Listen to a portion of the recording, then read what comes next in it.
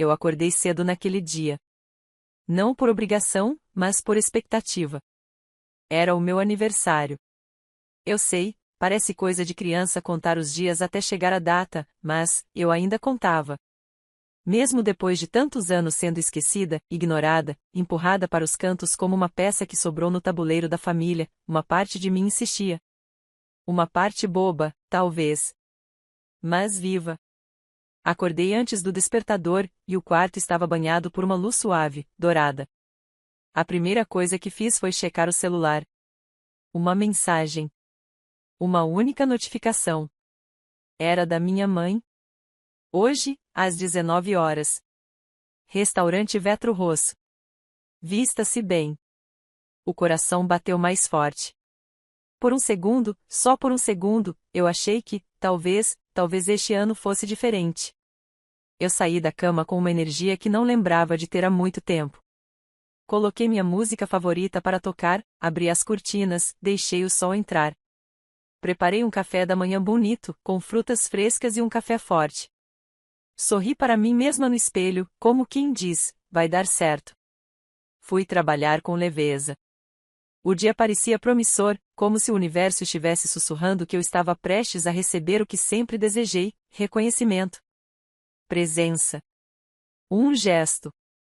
Um parabéns sincero, sem sarcasmo ou esquecimento. À tarde, comprei um vestido novo.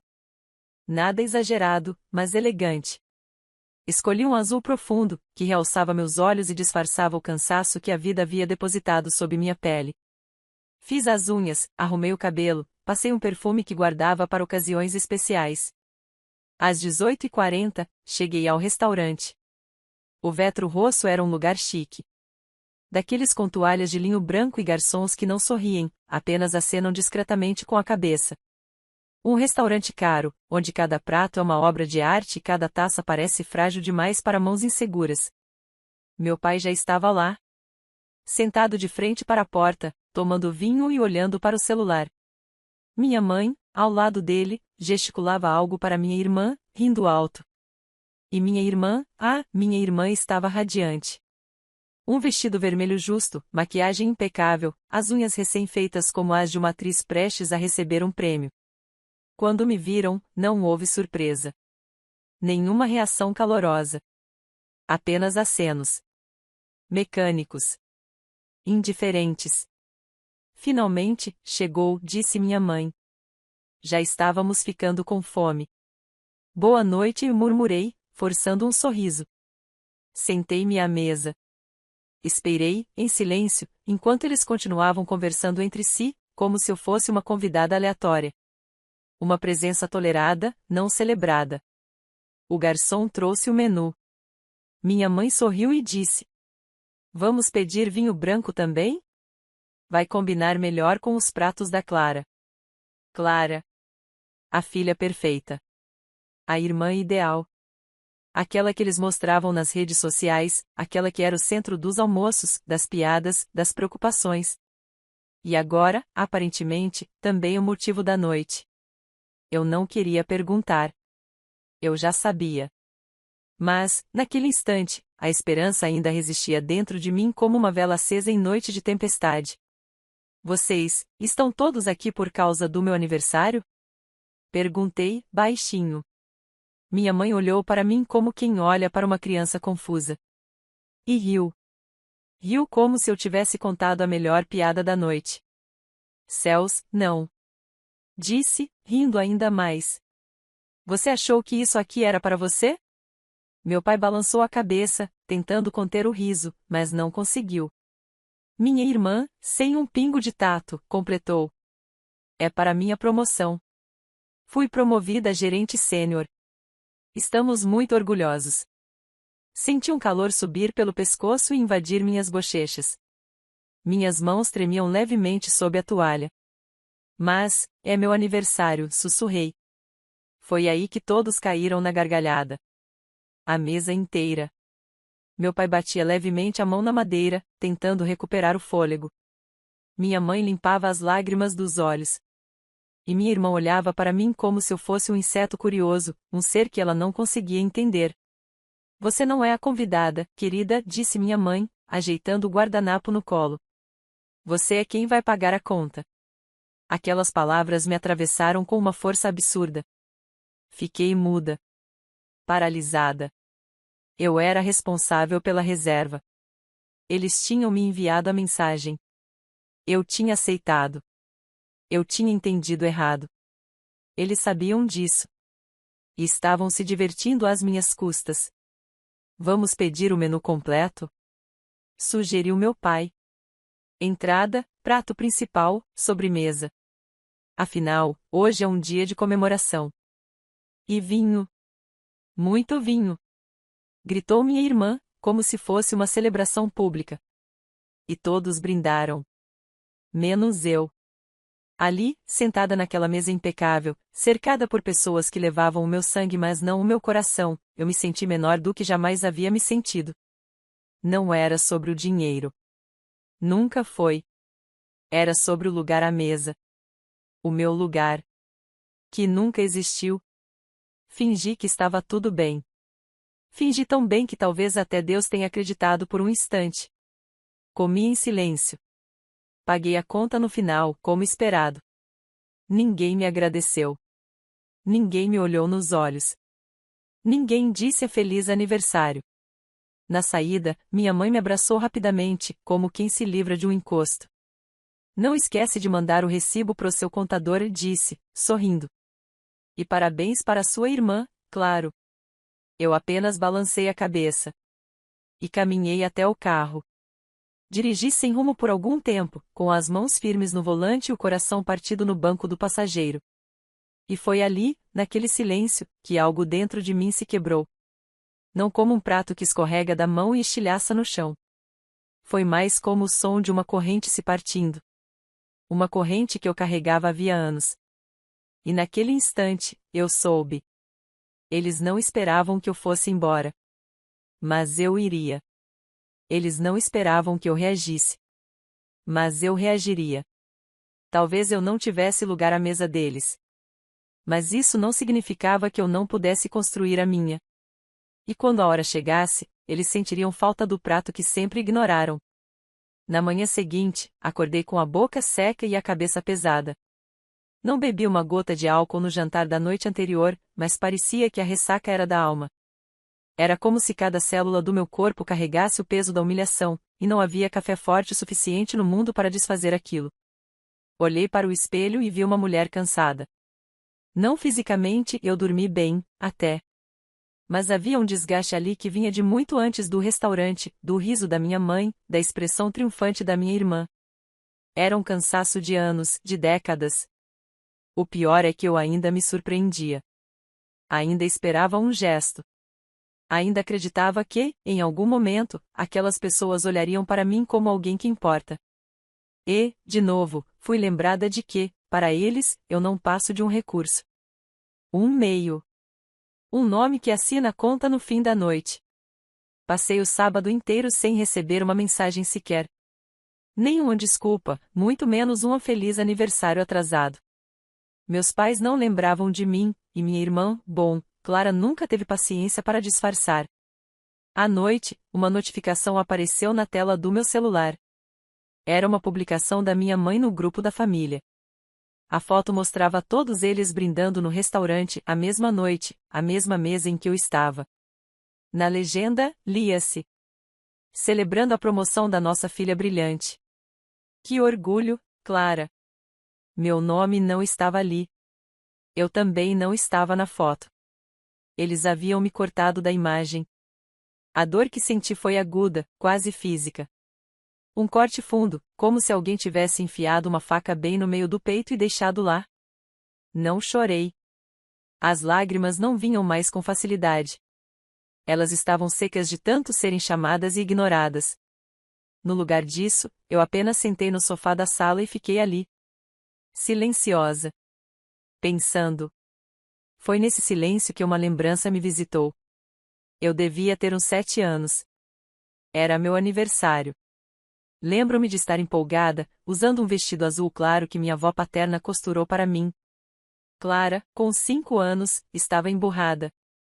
Não queria que eu ganhasse presentes. Enquanto todos cantavam parabéns, ela chorava.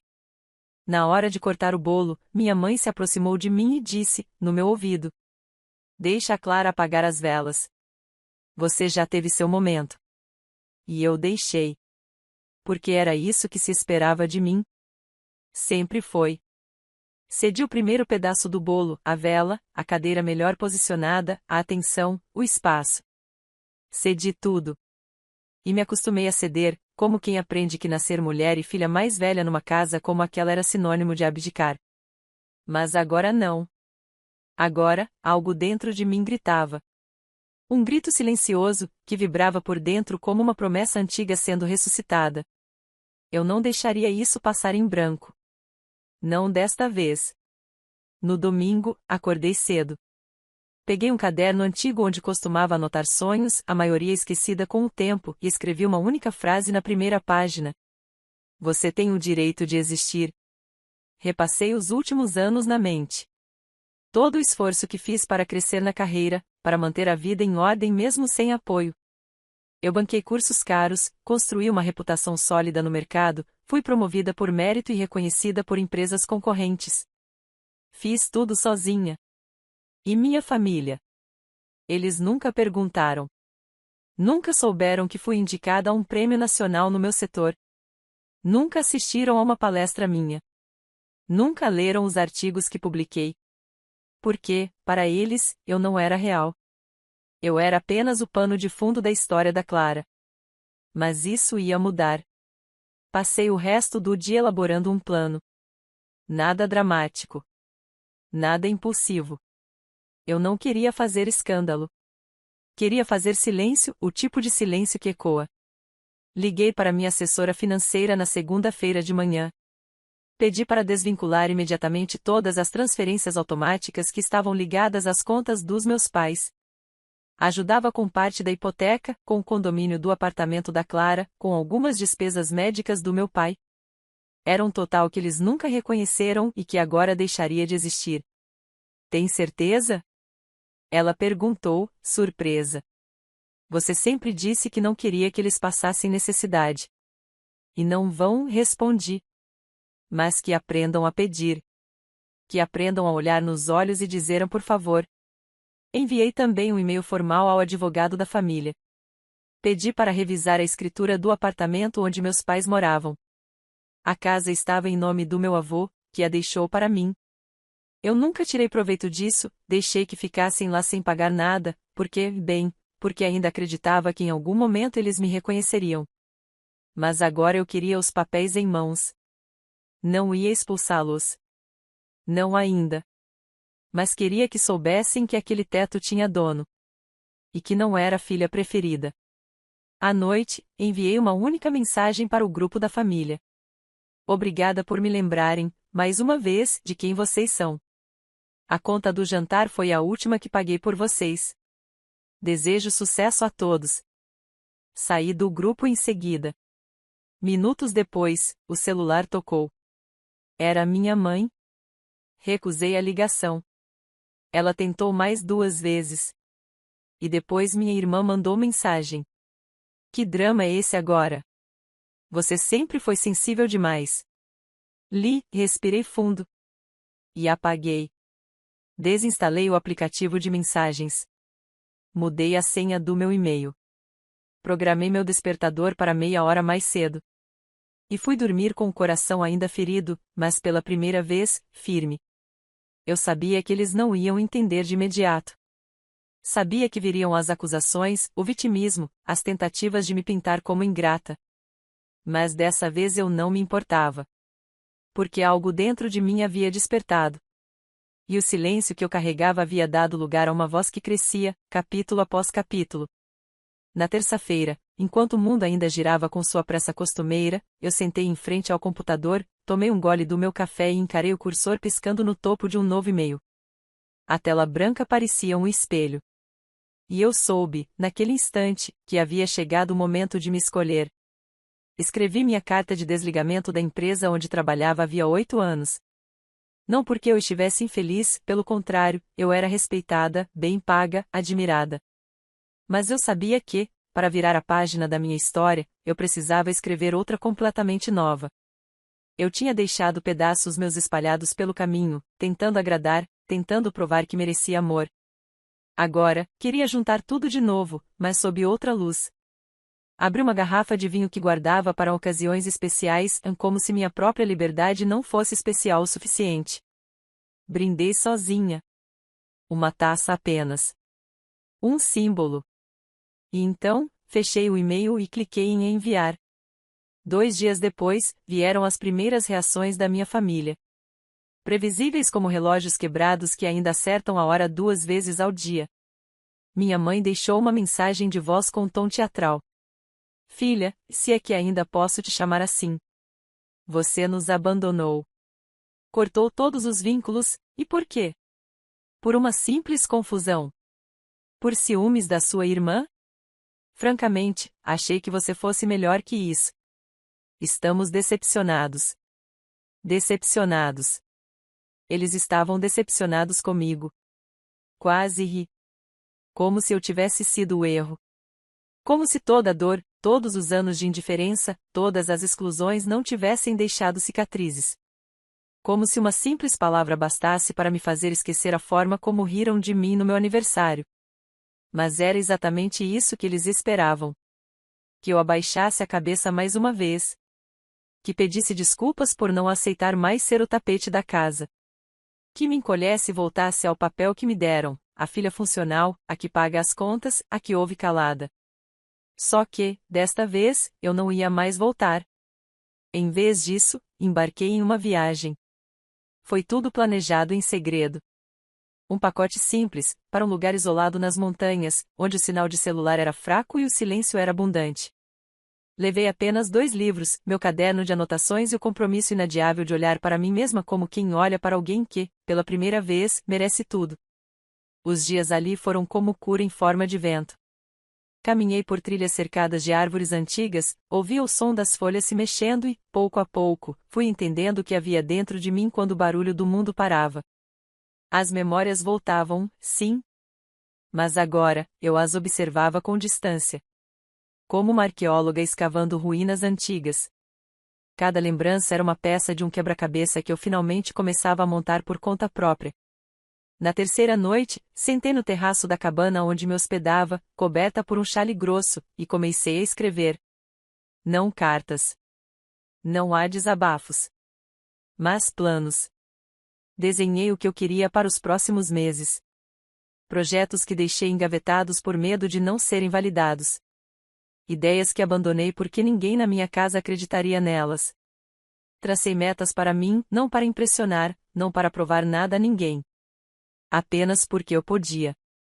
E foi ali, debaixo daquele céu escuro costurado de estrelas, que entendi, eu não precisava mais que eles me vissem. Porque, finalmente, eu estava me enxergando. Voltei para casa na semana seguinte com os olhos mais leves. Não porque a dor tivesse ido embora, mas porque eu havia aprendido a não deixar que ela definisse quem eu sou. Era uma parte de mim, sim. Mas não o todo. Quando cheguei, havia uma carta embaixo da minha porta. Reconheci a caligrafia imediatamente. Clara. Abri, curiosa, e li as poucas linhas apressadas. Mãe está arrasada. Pai também. Você destruiu o equilíbrio da família. Nós precisamos conversar. Podemos marcar um jantar? Ri. Baixo, sem alegria. O equilíbrio a que ela se referia era a balança injusta onde eu sempre ficava com o peso maior. Onde todos sorriam enquanto eu me quebrava por dentro. Onde o dinheiro fluía da minha conta para tapar buracos criados por irresponsabilidade. Onde eu era tratada como um item de conveniência, e não como uma pessoa. Peguei uma caneta e escrevi, de próprio punho, a resposta. Não há jantar que remende o que foi destruído com anos de silêncio e risos às minhas custas. Boa sorte em manter o equilíbrio sozinha. Coloquei o bilhete de volta no envelope e pedi para o porteiro entregá-lo no dia seguinte. Na semana seguinte, meu telefone tocou 3 vezes. Meu pai. Ignorei. Em seguida, a mensagem. Estamos com dificuldades. A Clara teve um problema com o cartão do condomínio. Acho que você pode ajudar. Afinal, família é para isso, não é? Não, pai. Família não é isso. Família é onde a gente se sente segura. Onde é possível ser vulnerável sem ser humilhada. Onde até os erros são acolhidos com compaixão. O que vocês fizeram foi outra coisa. Foi um teatro. Um jogo de poder. Um ciclo tóxico onde eu fui mantida em silêncio por chantagens emocionais, enquanto vocês riam com a boca cheia da comida que eu pagava. E agora, não. Não mais. Foi nesse exato dia que recebi a confirmação de que um dos meus projetos finalmente tinha sido aprovado. Um livro que escrevi em segredo nos últimos anos, entre uma noite solitária e outra. Um romance baseado em parte da minha história, mas escrito com a força de quem sobreviveu. Uma editora independente aceitou publicar. E mais, queria que eu participasse de uma série de palestras sobre superação, independência emocional e reconstrução pessoal. Sorri. Pela primeira vez em semanas, um sorriso inteiro. Meu. Só meu. Respirei fundo, olhei para minha estante e pensei, é só o começo. Eles ainda tentariam me puxar de volta. Ainda viriam com novas armadilhas emocionais, com culpas disfarçadas de pedidos de socorro. Mas agora, eu estava desperta. E uma vez que você desperta, não tem mais como dormir do mesmo jeito. Na manhã em que recebi a primeira cópia do meu livro em mãos, eu chorei. Não foi um choro escandaloso, desses que rasgam a garganta. Foi contido, mas profundo. Como se cada lágrima soubesse exatamente por onde passar dentro de mim para limpar o que doía. A capa trazia um título que só fazia sentido para quem conhecia o vazio de crescer invisível. O lugar onde nunca me sentaram. A dedicatória, no final, era só uma frase. Para todas as que aprenderam a se levantar mesmo quando a cadeira sempre lhes foi negada. Fiquei horas olhando para o livro como quem observa um filho recém-nascido. Não era só papel e tinta. Era carne. Era cicatriz. Era voz. E então, como se o universo tivesse sentido o impacto da minha vitória, o telefone tocou. Era minha mãe. De novo. Desta vez, deixei tocar. Depois, escutei o recado. Então agora você escreve livros sobre a gente? É isso? Está espalhando suas mentiras por aí? Você acha que as pessoas vão te aplaudir? Vão te amar mais do que nós? Pausa. Você é ingrata. Sempre foi. E patética. Clara passou mal de tanto chorar. Está arrasada com essa exposição. Eu pausei a mensagem. Recomecei do início. Ouvi de novo. E, ao fim, comecei a rir. Um riso real. Um riso limpo. A máscara deles estava caindo. E, pela primeira vez, quem estava vendo claramente tudo, era eu. Passei o dia respondendo entrevistas pequenas, conversando com leitores e organizando minha primeira palestra. Era um evento modesto, em uma biblioteca pública, mas com significado imenso. Naquela noite, falei para uma sala cheia de mulheres que carregavam nos olhos o mesmo silêncio que um dia me sufocou. Quando terminei, uma senhora se levantou e disse: Achei que era só comigo. Mas depois de te ouvir, eu não me sinto mais sozinha. Aquela frase ficou comigo como tatuagem na alma. Eu dormi em paz. Pela primeira vez em muito tempo, dormi inteira. Mas a paz nunca dura quando se trata de gente acostumada a ter o controle. 2 dias depois, recebi uma intimação. Minha mãe e minha irmã haviam entrado com um processo por difamação. Tive que reler 3 vezes para acreditar. Sim. Era isso.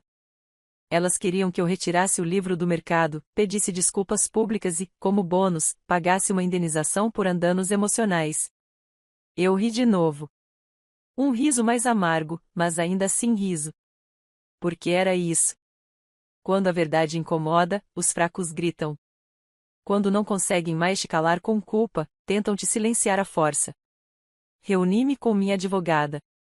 Uma mulher afiada, precisa, que leu o livro e disse com segurança: Eles não têm um caso. Você não usou nomes. Não descreveu fatos documentáveis. É ficção baseada em emoções reais. Você está segura. Mas isso não impediu os telefonemas. Você vai destruir nossa família, disse meu pai, em uma ligação que eu atendi por impulso. Vai nos expor. Vai acabar com tudo. Acabar com o quê, exatamente? Perguntei, sem alterar a voz. Com o teatro onde vocês fingem ser santos enquanto riem da filha que sustentam em silêncio? Você devia ter vergonha. Ele gritou. Ingratidão é pecado. Desliguei. Naquele dia, não chorei. Não tremi. Apenas sentei na varanda do meu apartamento e escrevi mais 3 páginas do meu novo livro. Era isso que eles não entendiam: quanto mais tentavam me ferir, mais combustível me davam. A dor já não me quebrava.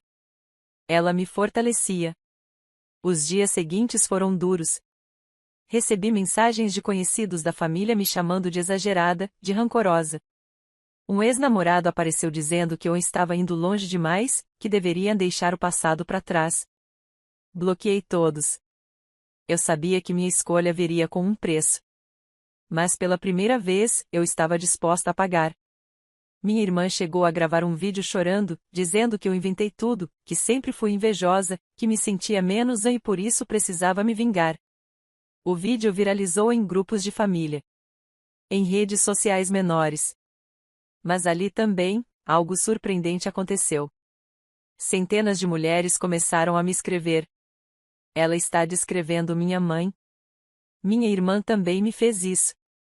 Pensei que estava ficando louca por sentir essas coisas. Obrigada por escrever o que ninguém nunca teve coragem. Era como se, de repente, uma multidão silenciosa tivesse encontrado voz nas minhas palavras. E isso, era maior do que qualquer processo. Maior do que qualquer rejeição. Na semana da audiência preliminar, minha mãe apareceu na frente do prédio onde moro. Gritava meu nome como quem exige um favor. O porteiro me avisou, nervoso. Desci. Não porque eu queria vê-la. Mas porque queria que ela me visse. Ela tentou avançar, me abraçar, mas eu dei um passo para trás. Não, mãe. Hoje, não. Você não pode fazer isso com a gente. Eu posso. E estou fazendo. Ela me olhou com raiva. A máscara, enfim, havia caído por completo. Você nunca foi forte. Nunca será. Olhei nos olhos dela. E sorri. Então por que está tão assustada? Ela não respondeu. Apenas foi embora, batendo o salto com força no asfalto, como se tentasse esmagar minha firmeza. Mas já era tarde. Eu não era mais a filha esquecida na ponta da mesa. Eu era a autora da minha história. A mulher que ergueu sua voz mesmo quando a tentaram apagar com risos. E agora, cada palavra era um tijolo na ponte que me afastava daquele passado. A audiência foi adiada. O juiz pediu mais documentos. E eu, continuei escrevendo. Afinal, palavras sempre foram minha casa. E a verdade, minha arma. A manhã da audiência final amanheceu nublada. Havia algo de simbólico naquele céu encoberto, como se o mundo inteiro estivesse segurando o fôlego, esperando pela decisão que, embora jurídica, carregava o peso de uma vida inteira de silêncios impostos. Vesti uma roupa simples, sóbria. Azul marinho, como vestido de criança que um dia me foi tirado em troca do riso da minha irmã. Cheguei ao fórum com a cabeça erguida. Meu advogado caminhava ao meu lado, mas eu estava sozinha. No melhor sentido da palavra. Sozinha porque, enfim, não me encostava mais em muletas emocionais. Sozinha porque me bastava. Sozinha porque, depois de tudo, havia descoberto que era mais forte do que qualquer laço de sangue forçado. Quando entrei na sala de audiência, eles já estavam lá. Minha mãe, com a maquiagem carregada e os olhos apertados de rancor. Clara, a irmã que tantos amaram enquanto eu era esquecida, cruzava os braços como quem acredita piamente que ainda vai vencer só porque sempre venceu. Atrás delas, o advogado da família, um homem visivelmente desconfortável com a ideia de defender o indefensável. O juiz era direto. Objetivo. Leu os documentos com calma, ouviu os argumentos, pediu trechos do livro. A certa altura, minha mãe se levantou para dizer: Esta história é uma afronta à nossa moral. É ofensiva. Essa garota, essa mulher, distorceu tudo. Sempre demos a ela tudo que podíamos. Eu fiquei calada. Até que o juiz me deu a palavra. Levantei. Respirei fundo. Meritíssimo, o livro é uma obra de ficção inspirada em sentimentos reais. E a verdade que eles chamam de distorção é a minha vivência. Não usei nomes. Não descrevi fatos reconhecíveis para além da emoção. O que incomoda a minha família não é o livro. É finalmente me ver erguida. É finalmente perceberem que eu não sou mais um peso quieto na vida deles. Eu sou a autora da minha história. E não vou mais devolvê-la a ninguém. Houve silêncio na sala. O tipo de silêncio que não pede permissão. Que entra, ocupa e marca presença.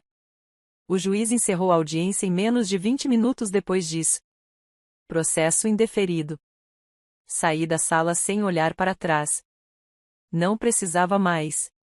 Não havia nada ali que ainda me prendesse. 2 dias depois, recebi a notícia de que a editora havia vendido os direitos de adaptação do meu livro para uma produtora de cinema.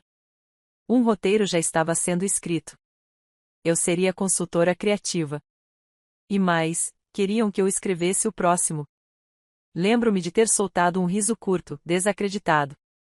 Porque, de todas as coisas que eu sonhei na infância, ser vista, ser ouvida, ser levada a sério, aquilo parecia o tipo de vitória que só acontece em histórias que nunca me incluíram. Mas estava acontecendo. E era meu. Comecei a receber convites para eventos literários, programas de entrevista, debates sobre relações familiares abusivas, ciclos de invisibilização, reconstrução pessoal. E então, em uma manhã ensolarada, com o céu que era tudo que aquele da audiência não foi, fui chamada para falar em uma universidade. Tema: identidade emocional e a jornada de pertencimento. Fiquei parada, diante da porta do auditório, com meu nome estampado em letras grandes no cartaz. Palestra com a autora, Helena Vasconcelos. Helena. O nome que minha mãe sempre usava em tom de repreensão. Helena, abaixe esse volume. Helena, não fale assim. Helena, não exagere. Helena, você é demais. Agora, o mesmo nome era anunciado em murais, recebido com aplausos, assinado com orgulho. E naquele palco, com mais de 300 pessoas me ouvindo em silêncio respeitoso, eu comecei minha fala com uma confissão. Eu passei boa parte da minha vida acreditando que meu valor dependia do quanto eu conseguia agradar quem nunca me amou de verdade. Acreditei que, se eu fosse generosa o suficiente, discreta o suficiente, eficiente o suficiente, um dia me dariam um lugar à mesa. Mas não deram. E foi a melhor coisa que me fizeram. Ali, todos me ouviram. E eu? Eu me ouvi. Dias depois da palestra, recebi um e-mail da Clara. Sem pedido de desculpas. Sem reconhecimento. Só isso. Mamãe está com problemas financeiros. O apartamento está com parcelas em atraso. Você poderia pelo menos ajudar nesse momento? Afinal, é sua mãe. Respirei fundo. Olhei para a tela por alguns segundos. Escrevi apenas. Ela me fez pagar jantares que nem eram meus. Agora, que pague as próprias contas. Afinal, é sua mãe. Enviei. E apaguei o contato. Para sempre. Asterisco asterisco. Hoje, caminho pelas ruas com outra postura. Meus olhos não buscam aprovação.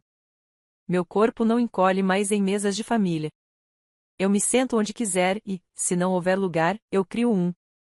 Levo meu prato, minha cadeira, minha própria voz. Não busco mais ser chamada. Agora, eu mesma me apresento. A ferida que eles deixaram virou cicatriz.